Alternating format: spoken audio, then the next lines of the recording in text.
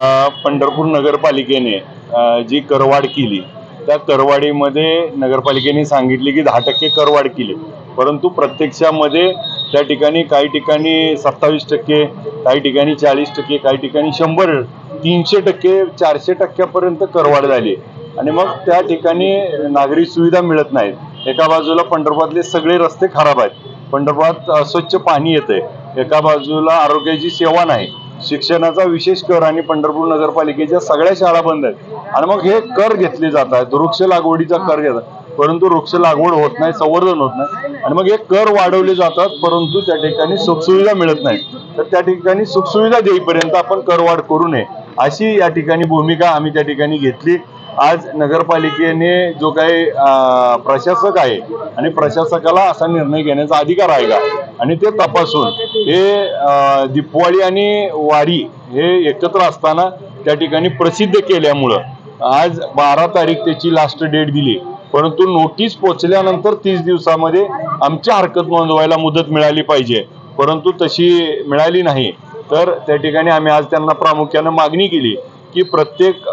नागरिकाला, प्रॉपर्टी धारकाला त्या ठिकाणी नोटीस मिळाल्यानंतर 30 दिवसाची मुदत मिळावी, जेणेकरून त्याचं म्हणणं त्या ठिकाणी तो सादर करेल आणि नैसर्गिक न्यायतत्वानं त्याला त्याचा न्याय मिळेल आणि आम्ही त्या ठिकाणी ही भूमिका घेतली। त्या ठिकाणी सीओना आम्ही त्याबाबत सांगितलंय, जर सीओनी याच्यावरती त्वरित 2 दिवसात कारवाई नाही केली तर आम्ही त्या ठिकाणी जनआंदोलन उभा करू आणि नगरपालिकेला ही जी काही करवाढ आहे ह्यापासून त्या ठिकाणी रोखू, त्याला स्थगिती द्यावी। आज कोरोनाचा काळ त्या ठिकाणी झालाय, 2 वर्ष त्या ठिकाणी पंढरपूरच्या नगरपालिकेमध्ये वारी झाली नाही आणि एका बाजूला पंढरपूर तालुका दुष्काळ म्हणून जाहीर केला जातो आणि मग दुष्काळामध्ये ग्रामीण भागामध्ये त्या ठिकाणी आम्हाला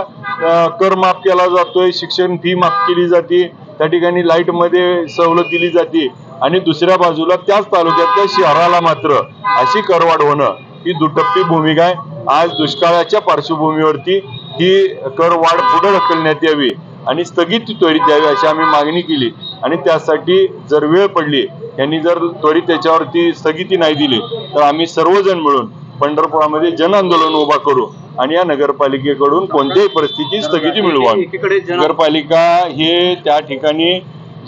विचार करेल नाही तर आम्ही त्या ठिकाणी पंढरपूरच्या सगळ्या नागरिकाला त्या ठिकाणी एकसंघ करू आणि त्या ठिकाणी सगळ्याला त्या ठिकाणी सुज्ञ करू आणि पंढरपूर नगरपालिका कशा चुकीच्या पद्धतीनं वागते आहे ही सगळ्यांना त्या ठिकाणी पटवून देऊ आणि आक्रोश त्यांचा जो आहे तो थडक या ठिकाणी नगरपालिकेवरती घेऊन येऊ आणि ह्याच्यातनं नगरपालिकेला वाकवून आम्ही त्या ठिकाणी ही सगळं थांबवू। विद्यमान आमदारांनी यावर आवाज उठवलेला नाहीये,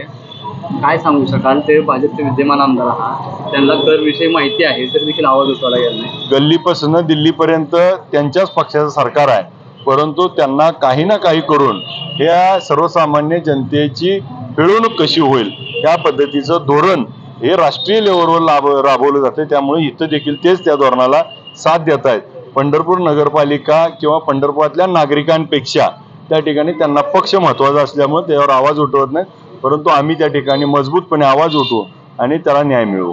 पंढरपूर गेले 35-40 वर्ष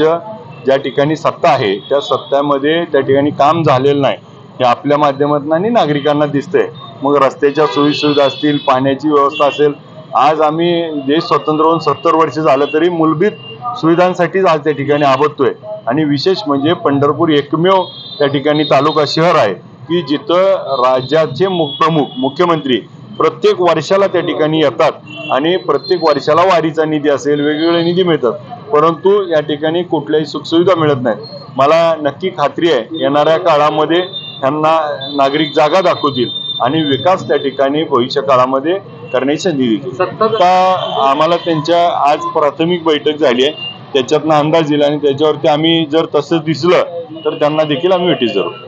ताज्या घडामोडी जाणून घेण्यासाठी शिवशाही न्यूज यूट्यूब चॅनलला सबस्क्राईब करा। आपण हा व्हिडिओ फेसबुकवर पाहत असाल तर फेसबुक पेज फॉलो करा आणि शिवशाही न्यूज.com या आपल्या वेबसाईटलाही भेट द्या।